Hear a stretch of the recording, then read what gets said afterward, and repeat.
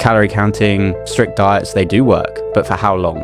Our body is that data point, and I think so many people ignore that. The way they've lost the weight wasn't realistic at all, and it wasn't sustainable.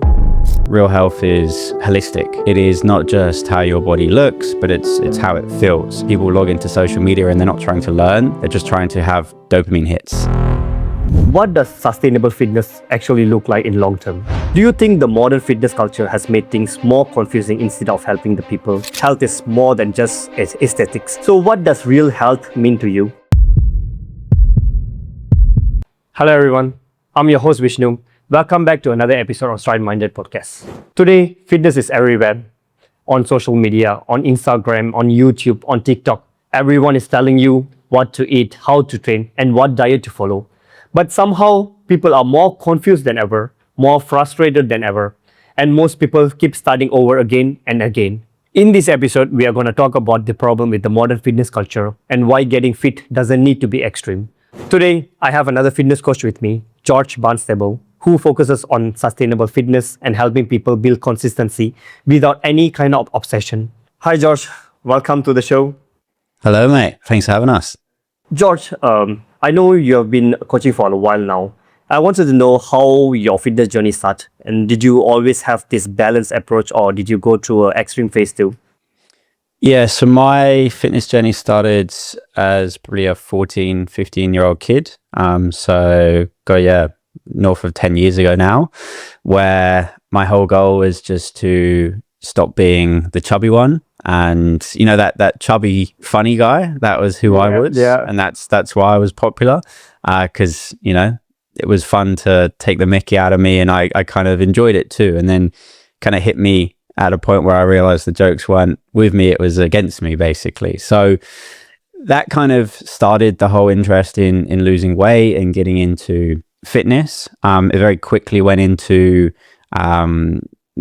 borderline extremes and trying to lose weight as rapidly as possible with, you know, as many of the, you know, fast ways to do weight loss in the world that there are. So whether that was intermittent fasting, whether that was, only eating meat, for example, whether that was not eating at certain times of the day, because again, an influencer online told you, hey, you're going to start gaining weight if you eat after 6 p.m. I tried all of it. So yeah, it was a long journey. I'm, you know, now kind of on the other side of it, which is great. And, you know, kind of have gone from one extreme to, you know, another in a sense of just like pure sustainability when it comes to my own kind of health and fitness present, which I love. Yeah, that's great. I think we both have almost the same story, because I started my journey when I was a skinny kid. And it was almost the exact same story. I got bullied, then I started my journey. But what was the biggest struggle you faced during that phase? During the phase of just how much information there is online and how often it conflicts with one another. So, you know, the material we're taught in school about what health and fitness is so one-dimensional, it's so simple. And then we start to consume all this stuff online, and all of it is shortcuts, by the way, right? The reason it goes so viral is because it does work until it doesn't anymore. And that was my issue, was that I was searching for that magic bullet, that shortcut. And it only really dawned on me that there is no shortcut when it comes to health and fitness. You know, you have to not only gain the result, but also maintain the result. And for that requires, you know, an approach which is sustainable long term, rather than, again, just chasing something in the short. So yeah, I think the biggest struggle that I was kind of going through when I was in my kind of journey was just listening to information online and kind of giving it a shot, but not really understanding the why behind giving it a shot, and just kind of bouncing from what approach looked the most attractive in the moment. Yeah, because when we start, we always wanted something that quick. We weren't looking for a quick result, but we are not aware it's like a lifelong process. What point did you realize that the approach that you are going through wasn't sustainable? I think for me, the big realizations that I was on the wrong path came through the developments of my relationship with food, or the misdevelopments of my relationship with food, should I say, whereby I started to notice some really unhealthy behaviors when it came to not just food, but exercise as well. So my particular struggle was that I would be incredibly all or nothing when it came to weight loss. Like I said earlier, I was doing methods like intermittent fasting, which, for me and my brain, would leave me to kind of understanding food as like this scarce resource and something we don't have in abundance, when in reality, in the Western world anyway, right now, in today's age, we do. Food is everywhere. So by tricking my brain through using methods like fasting, for example, I would tell my body that food, hey, is this scarce resource. We don't know when the next time we're going to have it is. And I would almost take myself back to hunter-gatherer times, whereby, they would kill an animal, they would eat it, and they would eat it all at once because they didn't know when their next meal was going to be, because maybe it's going to take a few days until their next kill and eat again. It's how animals today live, basically. And I think for me, where I started to notice that this was a problem was when I started seeing the side effects of that approach. I was binge eating, for example. I was purging, not in the form of throwing up, but in the form of excessive exercise, just to, again, try limit the weight that I was potentially putting on as a result of binge eating that night prior. So little things like that started to creep in, but then it started to get even worse. This was affecting my day-to-day life. I would start to say no to parties because I didn't feel like I looked a certain way, because maybe I binge ate the night before and my face was puffy. I started to, hide certain foods around the house. I would steal little like chocolates from my friends and say it wasn't me, all in the form of binge eating, basically. So yeah, it got to some really bad kind of levels and extremes. And at that point, that's when I kind of made the biggest changes in my kind of nutrition strategy. But yeah, I'd say I've really been through the wire in that respect. Yeah, that's a great journey actually, because we almost always go to the extreme. Then the thing is, when we go through extreme, there's a bounce back. The bounce back got to be another extreme as well. So that's where we actually learn the lessons. So George, following up to your story, that we all went through the online phase where we go through online, getting information from social media. Do you think the modern fitness culture has made things more confusing instead of helping the people to get healthier? The short answer is yes. Yeah, it has made it a lot more confusing. The long answer would be, it depends who you consume information on. There are some really, really quality pages out there and some people I really, really respect.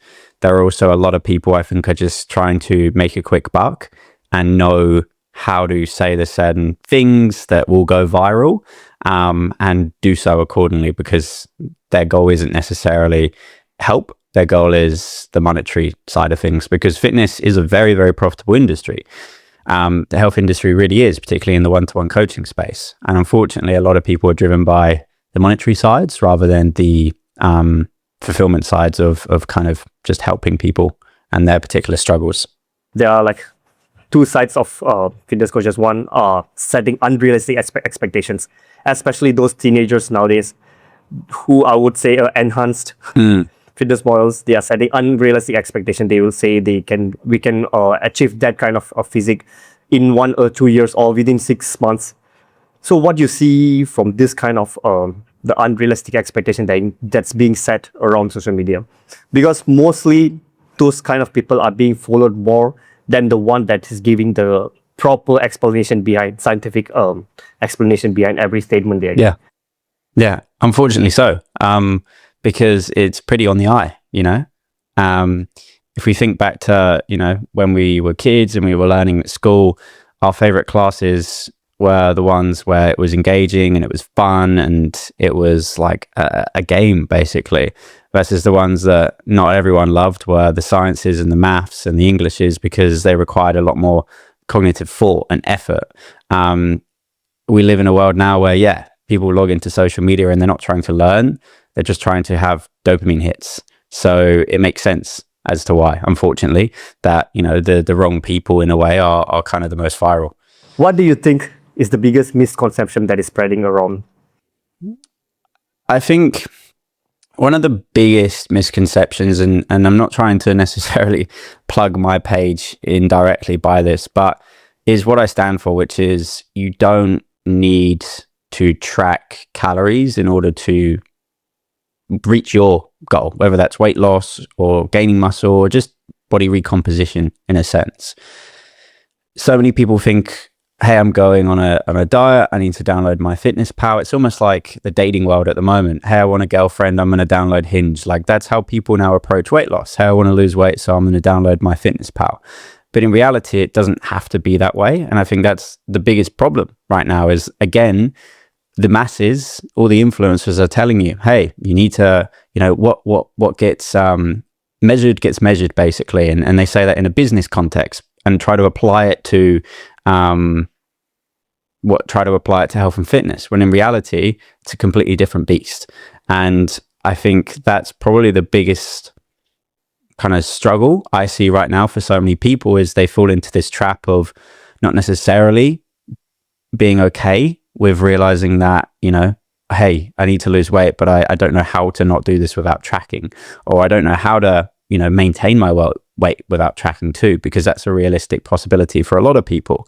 I think, that's echoed in the fact that I have so many, and I'm not trying to throw shade on PTs or influencers, but there's so many that actually message me, like coaches that are messaging me saying, hey, how do you do this? Like, can you help me? And I'm like, dude, if you're asking me these questions, you shouldn't be coaching yourself. So yeah, it's probably the biggest challenge that I see in the industry right now for sure is just that misconception. I truly agree on that, because whenever we go through a coach, the first thing they would say, track your calories, know your numbers, track your protein, track your macros and everything. Then only you can go to your second step. But I think it was, when I saw your content, it was intriguing because we almost have the exact same thinking when it comes to calorie tracking. Because I see a lot of people are being very strict with calorie tracking, and especially going through extreme following, not just calorie tracking, even workout side or exercise side, they're going through extreme to get results. So what's your take on this, like from strict dieting perspective, and especially on calorie tracking? It doesn't work. It doesn't work long term. You may generate the result you're after, which may be the 5, 10, hey, even 40 kilos of weight you're trying to drop, but you're not going to maintain it if you don't understand how you can live life sustainably. Because this is the thing, right? It's like, it's just a matter of time and willpower for someone to achieve their goal if they're doing it in a certain way, like they're removing chocolate, or they're not eating after a certain time, or they're only eating protein, for example. It's just going to be who has the most discipline and who has the most willpower. But these are finite resources, and you can't just muster these up at your will, basically. So what that means is they're going to burn out. And it's why so commonly people yo-yo in their weight. They may lose 10 kilos only to put it on a few months later, because the way they've lost the weight wasn't realistic at all, and it wasn't sustainable. So yeah, I think definitely calorie counting, strict diets, they do work, but for how long is the question you should be asking. But when it comes to calorie tracking, right, does it help beginners in any way? I think it does. Yeah. I think this is a really important conversation to have. And one, to be honest, that I don't really talk about too much on my page, that maybe I should do more. Calorie counting does give you an understanding of what, how many calories are in a banana or in a spoon of peanut butter, for example. But with that said, there's a really big gap between tracking and understanding how you can be intuitive with food to the point where you don't need to track anymore. Because so often people will start tracking food as an understanding point, as a knowledge gap issue, but then they don't know how to get out of that knowledge gap issue. They don't know how to move from tracking to not tracking. And that's where they stay stuck, and that's why they've been tracking since the age of 20 and now they're 55. Yeah, I agree on that. Because people trying to change everything at once. That's the first issue. And the second thing, I think calorie tracking can be useful. It can be a tool. For me, when I was a skinny guy, I was training very hard. I was going to gym like 5 to 6 days a week. But I didn't see much growth on my muscles or nothing. Because even though I was eating a lot, I was eating way under what my body actually needs. So when I started tracking calorie, I get to know that I was eating less macros that my body did. I was eating less protein. I was eating less calories that my body actually need. Then once I started fixing that, trying to understand how protein and fats that's going to support my goal, then I started seeing changes. But the only thing that I brought too far is being too much dependent on calorie tracking. As you said, like I used to have the MyFitnessPal in my phone as well. Every time I go anywhere, I try to track everything. But the thing is, after a certain limit, a certain time, then I get to understand like calorie tracking is just for awareness, for you to understand, because calorie tracking only focus on macronutrition side. And I started neglecting the micros, the micronutrition, all your fiber, the vitamins your body needed. I was looking pretty good. My physique was pretty good, but I wasn't feeling good inside internally.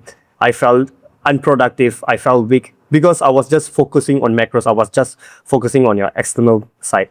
So once I started focusing on micro side, that's when I really felt like I'm doing something better internally as well. Yeah, again, there's a saying going around. It's really popular on Instagram at the moment. A lot of influencers are using it to generate reels and views.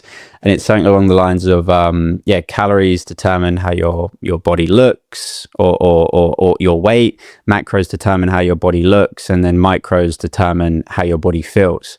And I think that's a really good, to be fair to them, I think that's a really good kind of line to leverage, because it's largely true. And I think the problem with just focusing on calories exclusively and completely disregarding, the components of these calories can lead you to points where, you may look a certain way, but you don't feel a certain way. Like, what fun is it having abs if your energy is tanking, you can't sleep, you have no libido, for example, your mood is sketchy all the time? Like, I'm sure I'd know which side of the coin I'd be on, to be completely frank with you. I imagine some would actually trade and they'd have the abs, but I definitely wouldn't. I think it's a lot more important to be a better rounded individual. And hey, actually, we can definitely get to a point where we have that flow, where we are holistic across energy, mood, sleep, etc., but also have the physique we're chasing too.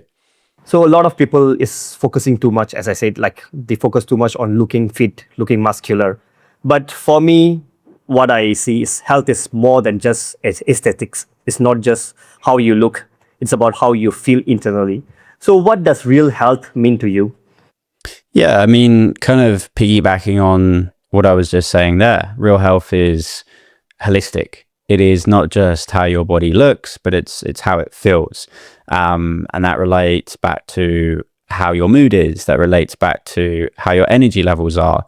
It also relates to how your body moves as well. Like, there was a period, maybe 18 months ago, where I looked the best I ever have, but my body was broken. I was sleeping really well. I had lots of energy, but my flexibility was awful. My mobility was awful. I was getting injured all the time. And again, that isn't healthy. Like, I may have looked a certain way. I may have like felt it in my energy and my mood. And again, all my metrics were telling me that I was great. But at the end of the day, it's what's behind the data that actually is able to tell you the true story. And that's the stuff that the data doesn't actually show. Like, this is the problem with data, is it's giving you that kind of, in terms of like an iceberg, for example, like it is showing you that top of that, but it's not really showing you that deeper layer, which is the important stuff. So yeah. Do you think that daily habits matter more than just workouts and diet? I mean, it depends on the goal, right? If the goal is weight loss and, you're trying to lose 10, 20 kilos, you've maybe never been an exercise person before, 100% you're going to get to that goal with just focusing on the daily habits. Separately to that, if your goal is building muscle, then no, like if you're just walking enough, if you're sleeping well, if you're eating well, that's not going to get you to that goal. I think it's all relative to where someone starts ultimately. And that's why it's really important to have that conversation as to like, not just where do you want to go, but what's your experience been thus far. But separately to that, depending on the person and the context and the goal that they have, the best use is going to be combining. It's going to be making sure there's a sustainable kind of approach to the daily habits, and then also something that is challenging enough to, again, force something like muscle growth in a exercise and a workout routine, but again, doing that at a pace that they're comfortable with as well. to a point where, again, it feels realistic, it feels sensible, and it feels sustainable, so that this person can effectively hit that goal without feeling like this is another part-time job, because that's not what we want it to be. Yeah, and to follow up to that, right? What are the most important habits that you think that people are neglecting when it comes to health? Sleep, I think, is probably the biggest one. I think whenever I'll take on a client, they'll fill in an intake form, and there'll be a range of different questions about their lifestyle. And one of the most common things I see with my particular clients before they start working with me anyway is a lot of them are sleeping less than 5 to 6 hours every single night. And I don't think they understand just how detrimental that is, not just on their energy levels, but also on how their body actually recognizes food, and, what hormones start to be produced as a result of a lack of sleep that actually impact their hunger adversely. In addition to that, it's obviously the energy impacts. Your body is almost going to say, hey, give me these high dopaminergic, high kind of processed foods that give me a sugar rush, like chocolates, like sweets, when it doesn't actually need that. It's actually far from needing that, basically. So look, I think sleep is probably the most important. We spend a third of our day just doing just that, basically. So I think it needs a lot more respect on its name. And maybe the reason it doesn't is because you can't directly see the benefits of it until you see the benefits of it. Well, when it comes to fitness and health, right, most people know exactly what they have to do. Most people know what are the things they have to follow, what are the habits they have to follow, what are the lifestyle changes they have to make. But they still can't stay consistent. The issue most of the time they face is with consistency. So what do you think that happens over there when they struggle with consistency?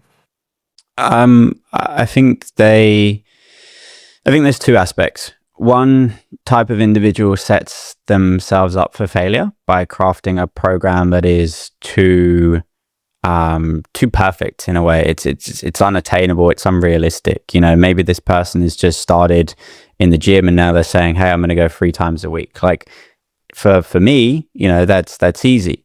But for someone else that maybe has no idea what they're doing, it's going to develop a lot of anxiety when they walk into the gym the first time. They're maybe going to dread those first few sessions. That's not realistic. Likewise, again, they start hearing information online when it comes to nutrition and they say, hey, I'm going to cut out all my chocolate. I'm going to cut out all the sugar. I'm doing this fast for 30 days, doing 75 hard. And they set themselves up for failure, because the reality is 75 hard is a challenge that takes multiple hours of your day every single day, and you've got kids potentially, you've got your job that's stressing you out. It's why so many people fail that challenge, or, even after they finish it, they just go back to their old ways because, again, it wasn't sustainable. Then you've got the other side of the coin, which is the perfectionists who, maybe set up a kind of quote unquote ideal plan for themselves and their lifestyle. But unfortunately, unless they're achieving 100% of that program and that plan, they think they're failing.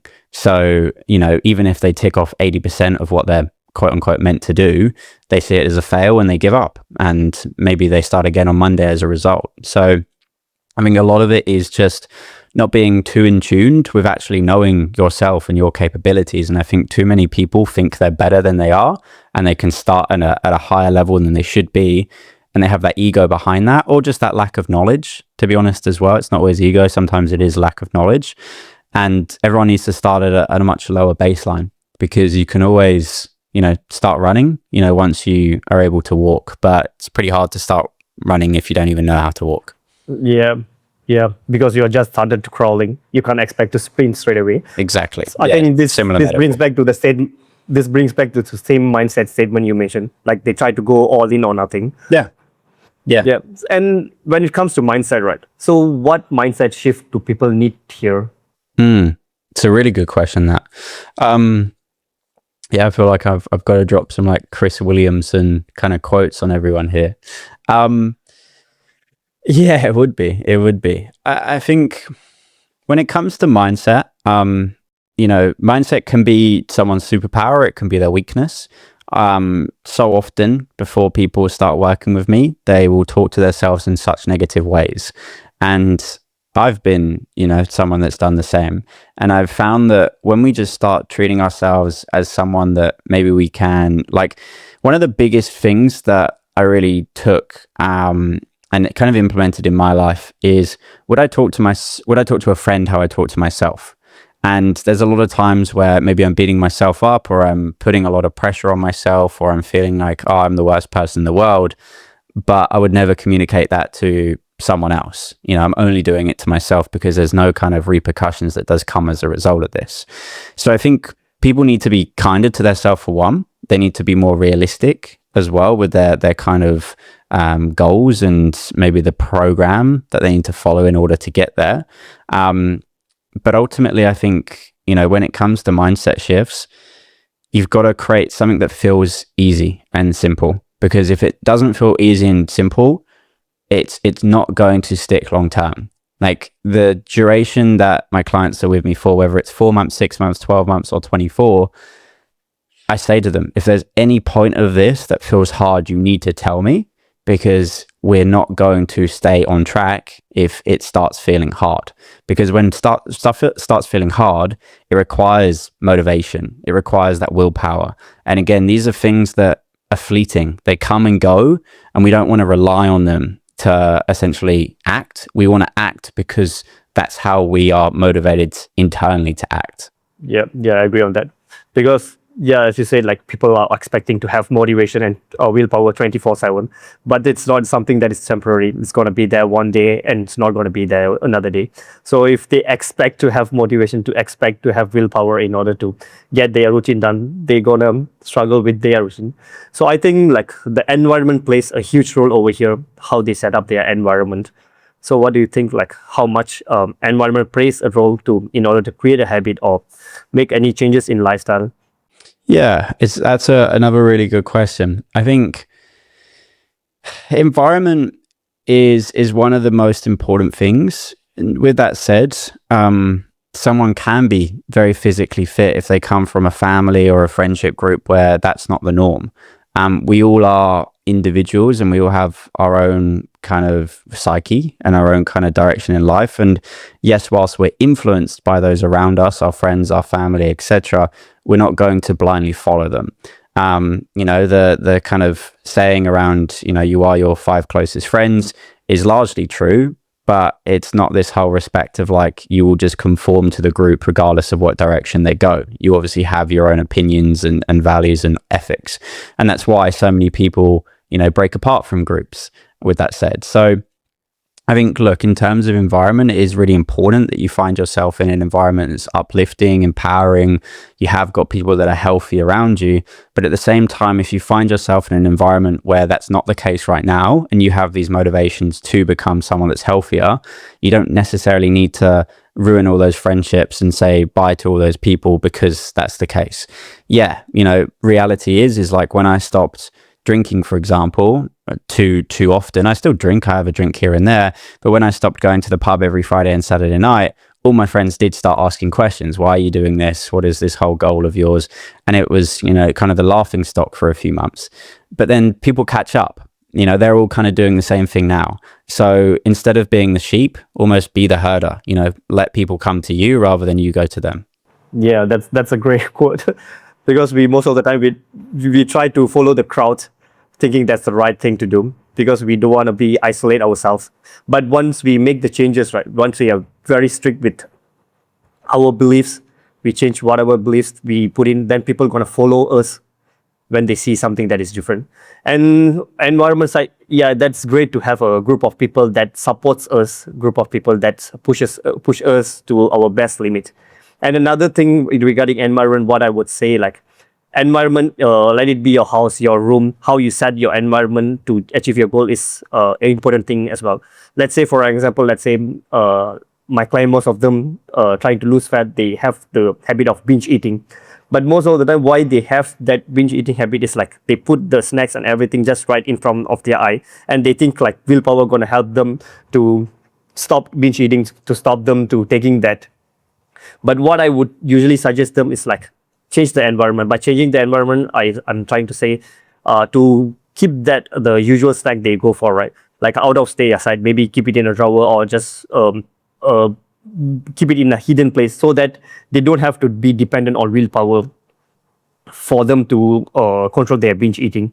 This is one of the things that environment plays a role. Yeah, I'd largely agree. I think, we with my clients, we take a similar approach. At the end of the day, if a client does get to a point where they're honest and upfront with me and they're saying, hey, if I have this in the fridge, I will binge eat on it. It's very silly for me to say we'll keep it in the fridge. But at the same time, that's not sustainable long term. It's not sustainable to say like, hey, I'm just never going to eat chocolate again because I know once I have a chocolate bar, I'll binge eat. So that's when, after we kind of again have built and the foundations, where maybe we're ignoring chocolate or whatever that trigger food is for a few weeks, then we start to reintroduce it. But we reintroduce it in a small amount so that this person can build trust with themselves once again. They can realize that, hey, I'm able to eat chocolate but still stay on track. And that's because we have the right foundations. They're moving their body consistently each day. They are drinking enough water. They're sleeping well. They are eating balanced meals outside of this so that when they have that chocolate bar, they don't feel the need to have 10. Yeah, I agree on that, because cutting off totally is another kind of extreme as well. Exactly. So they need to control. They need to be controlling how they see that the snack that you usually. And for me, like when it comes to consistency, right? I don't think like consistency is like a discipline problem, because most of the time people think like consistency side is like they have a discipline issue their side, so they have to improvise their discipline. But there's a beautiful term from the book Atomic Habit from James Clear. He said, you don't rise to your level of your goals, you fall to your level of your system. So we here emphasize of having a proper system in a place to achieving a goal rather than being dependent on motivation and willpower. 100%. Yeah. If life at the end of the day is intentionality, the person that is the most intentional with their day, their week, their month, and their year will get the most done, right? And more importantly, they'll feel the most fulfilled, most purposeful, and they'll be happiest where they are. So many people go through the motions, whether this is in their health and fitness or their work or their relationships, and they are just there because it's comfortable. And that's why they get onto their deathbed. Who am I to say this? I'm not 80 years old on my deathbed, but I've read a lot of books. I've consumed a lot of material that tells me that this is true. And it's the case where, you ask anyone that's 100 years old laying on their deathbed and they wish they did life differently. They wish they had more fun. They wish they were more intentional. They wish they maybe split up with that partner instead of staying in that relationship for 5 years. They wish they did things differently. So I think the more intentional you can get, and that doesn't mean you have to track every single data point. I have no data in my life. I don't know how much I weigh. I don't know how many steps I do a day. I don't know how many calories I eat in a single day. I have no data, but I have an understanding based on real life, like seeing my body, how it looks, how it feels, how I move on a daily basis. That is that data point for me. So all I've done is reverse engineered the process, which takes the numbers away from it. Because for me, if I look at numbers, my mind goes crazy and I do nothing at all. Yeah, I agree on that. I agree on that too. But when you do it, because you've been doing this for a long term, right? So now you don't need a data. But in the first, when you start changing your lifestyle, right? But how do you get to know that the changes that you're making is working for yourself? You see it, right? Like we don't need a scale to tell us we've lost weight, right? We can see it in our clothes, in the mirror, in the way our body feels lighter. We don't need the kind of graph to show us that we're getting stronger, because we see our muscles in the mirror. We see, again, clothes fitting slightly tighter in our arms, for example, or at our chest. Like our body is that data point. And I think so many people ignore that and they put the emphasis on their Whoop or their Garmin to tell them that, hey, you're getting faster or you're getting fitter. And it's like, well, you're able to tell that by just being in tune with your own body. True. I agree on that. Not just like physical side, even your internally, you'll feel different. Your energy wise, you'll feel more energized throughout the day. You'll feel how productive you are. Even your sleep quality will change once you change your diet, your nutrition side. Spot on. Exactly. So if someone who's new wants to get into fitness and stay healthy without going into any kind of extreme like calorie tracking, extreme training, what are the things they should focus on first when they're starting? Yeah, I think ultimately start to craft a lifestyle that feels easy. Like don't go in all guns blazing. I need to hit 50,000 steps a day. Well, let's be realistic. I need to hit 12,000 steps every single day. I need to be in the gym every single day. I need to count every calorie. I need to have 120 grams of protein every single day. Just take the pressure off yourself and just understand, right, what are the 3 simple things I can focus on day to day? Whether that is, I'm just going to try get 8 hours of sleep this week, for example, or I'm going to try drink more than 2 liters of water, or maybe I'm going to try, make sure I get in an extra walk a day after lunch, for example. Like, have 2 or 3 little tangible things and then slowly build from there. I think so many people go in with this huge task list of 10 different things that they feel like they need to do. And that's why they quit when they get to Wednesday, right? Instead of, going in and just trying to build slowly. Like, have those 3 tasks, nail them for a week or 2. Brilliant. How can I add in one more? Okay, maybe I'm going to now start going to the gym once or twice a week. Okay, brilliant. What can I do differently now? Hey, how can I look at my nutrition, for example? So build it up slowly. So many people, they'll do a 16, 24, 52-week program, and they'll have the same cadence and intensity at week 1 than they will 52. That isn't sensible. Right? That doesn't actually progress you if you look at it in a graph. Like, you're staying flatlined at that point. In reality, meaning you're just going to go like this the entire time. So how do we just grit you to going on a graph that just gradually goes up, but you don't even feel the pace of change because it just feels so automatic? That was beautifully said, because that's a famous quote that has been roaming around social media. Like, try to focus on getting 1% better every day. Like, try to get 1 step done. Because most of the time people think like they have to be consistent and they be very strict. They think like consistency is like a straight line. But actually, even consistency is about falling and getting back, falling and getting back. Yeah. There's definitely going to be peaks and troughs during the journey. But ultimately, you just need to zoom out at that point. There may be a week where, actually, if you look at it, you are moving backwards. But hey, if you've had 3 out of 4 good weeks on a given month, you're actually moving forward. So it's all about perspective. And sometimes you just need to zoom out a bit to understand that. Like, from your perspective, right?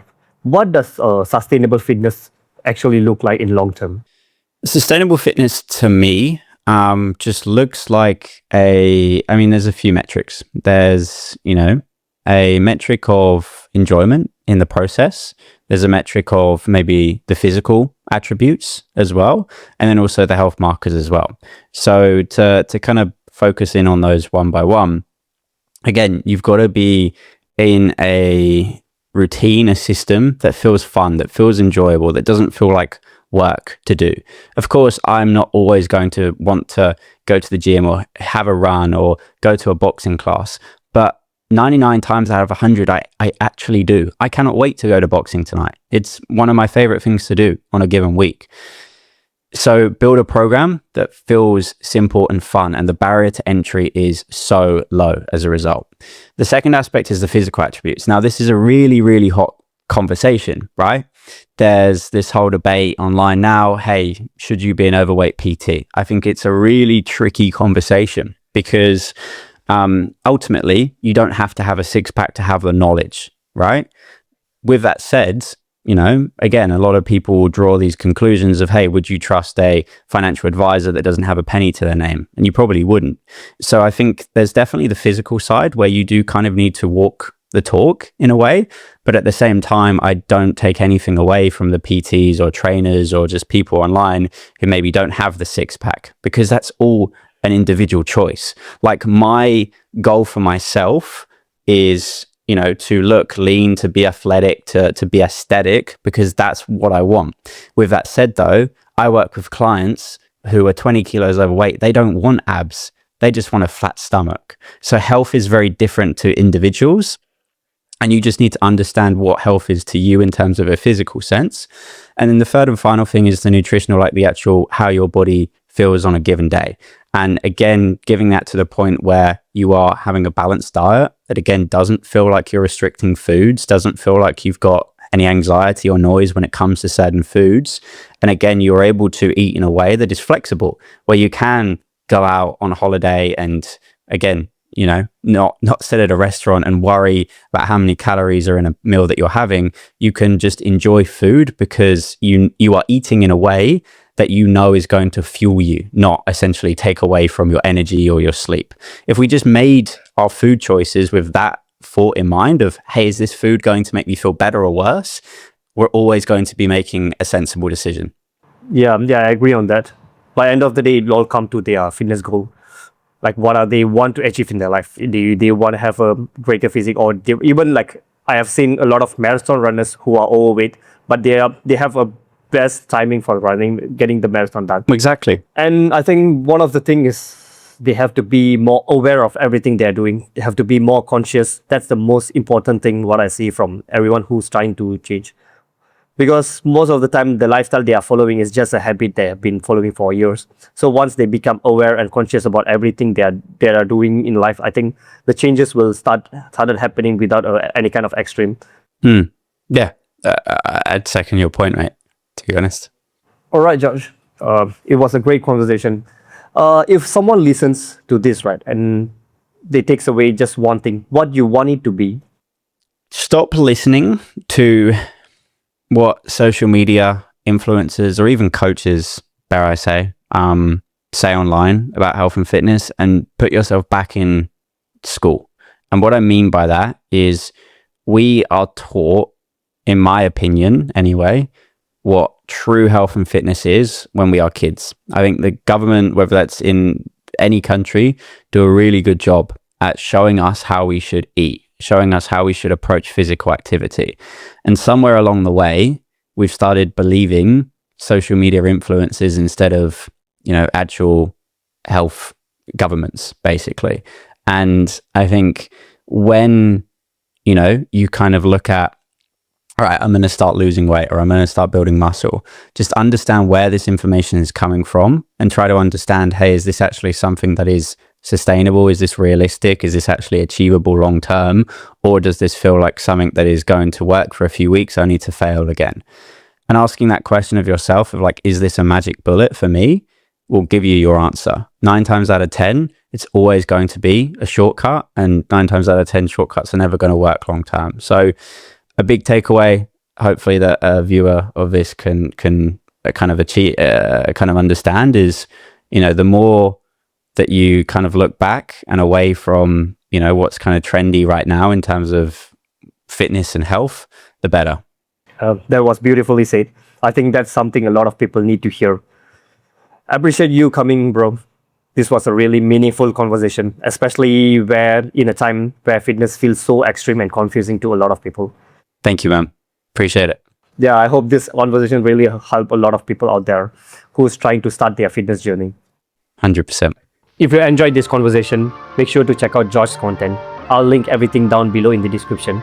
If this episode helped you in any way, do like and share it with someone who needs to hear this. And if you're new here, don't forget to subscribe so you don't want to miss what's coming up next on Stride Minded Podcast. I'll catch you guys in the next episode. Until then,